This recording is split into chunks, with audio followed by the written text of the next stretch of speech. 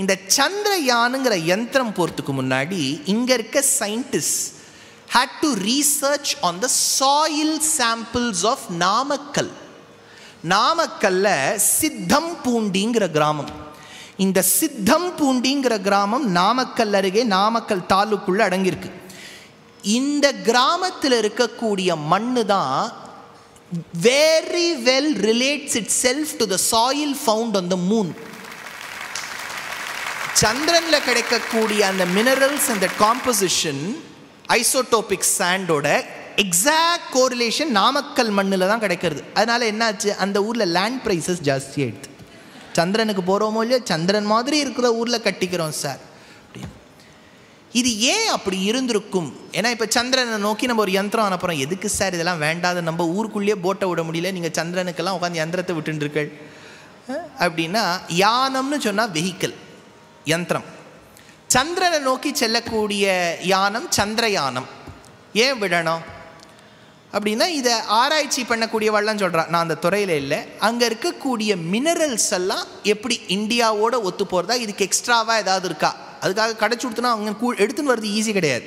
அது எவ்வளோ நாள் போயிட்டு ரொம்ப செலவழித்து அந்த மினரலை விட நம்ம செலவழிக்கிறது ஜாஸ்தியாக போயிடும்.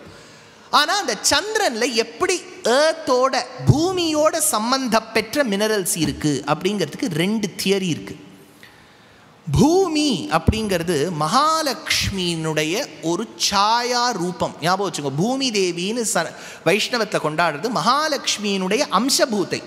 தூர்வாதள பிரதிமையா தவதேக காந்தியான்னு இவள் மகாலட்சுமியினோட அனுகிரகம். மகாலட்சுமி கொடுப்பது செழிப்பு, ஹிரண்யவர்ணாம் ஹரிணீம், பொன் கிடைப்பதும் பூமியில் தான். அதனால பூமியை மகாலட்சுமி ஸ்வரூபமா பார்க்கறது தான் வழக்கம்.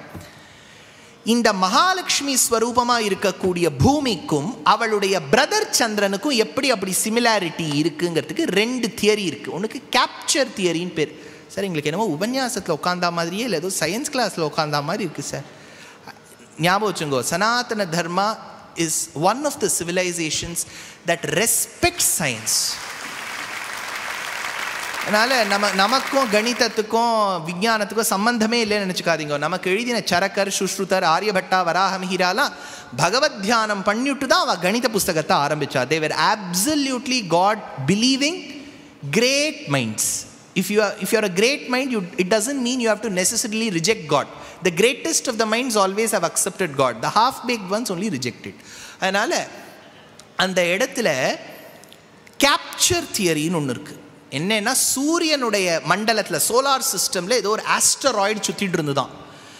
பூமி தன்னுடைய ஆக்கிரமிப்பு சக்தியினால் அதை தன்னுடைய ஆக்கிரமிப்புக்குள்ளே இழுத்து நிறுத்தும். அதுதான் சந்திரன் அப்படின்னு ஒரு தியரி. இதுக்கு கேப்சர் தியரின்னு பேர். ஆனால் இது சரியில்லைன்னுட்டா மேதாவிகள். ஏன்னா ரெண்டுத்துக்கும் சாமியம் இருக்குது, பூமிக்கும் சந்திரனுக்கும். எப்படி இது கேப்சர் பண்ணி இழுத்துருக்க முடியும்? அப்போ அதுக்கு இன்னொரு தியரி இருக்குது. என்னன்னா, இந்த பூமியை காட்டிலும் பெரியதாக ஒரு பிளானெட் இருந்துதான். அதுக்கு புரோட்டோ பிளானெட்டுன்னு பேர். அதே சமயத்தில் இன்னொரு பாடி சுத்தின்னு இருந்துதான். அதுக்கு தியா அப்படின்னு பேர். இந்த தியா என்கின்ற பாடியும் புரோட்டோ பிளானெட்டும் ஒன்றா சேர்ந்து ஷூடாக பிடிச்சு ரெண்டும் மெல்ட் ஆகி இன்னொரு பார்ட் ஃபார்ம் ஆச்சு. அதுதான் பூமி. விஞ்சிய பகுதி தான் இதுலேருந்து, இந்த மெல்ட் ஆகி விஞ்சிய பகுதி தான் ஒரு டிஸ்டன்ஸில் போய் மூணாயிடுது. அந்த தியரியை வச்சுட்டாதான் இந்த ரெண்டு இடத்துலையும் இருக்கக்கூடிய மினரல்ஸ்க்கு இருக்கக்கூடிய சிமிலாரிட்டி சொல்ல முடியும். அப்போ யோசிச்சு பாருங்க, நமக்கு கதையாக சொல்லியிருக்கா தாயார், அவளோடு கூட பிறந்தவர் சந்திரன். இதையே யோசிச்சு பாருங்க, தாயாருடைய அனுகிரகத்தில் இருக்கக்கூடிய பூமி, பூமிக்கும் சந்திரனுக்கும் சாமியம் இருக்கு. அது எப்படி தெரியறது? இந்த தியரி மூலமா பார்த்தோம்னாலும், நமக்கு ஐக்கனோகிராஃபி மூலமா பார்த்தோம்னாலும், நம்ம பெரியவாள்லாம் ஒருவேளை அஸ்ட்ரோனாமிக்கலா நடந்த விஷயத்தை நமக்கு கதாரூபமா கூட கொடுத்துருக்கலாம். there is another possibility. அப்படி சந்திராம் சந்திர சகோதரின்னு இருக்கக்கூடிய பார்க்கடலில் உதித்த மகாலட்சுமியை வாகேக்காரர் கொண்டாடுறார். அதை அனுபவிப்போம். பார்க்கடலில் உதித்த திருமணியே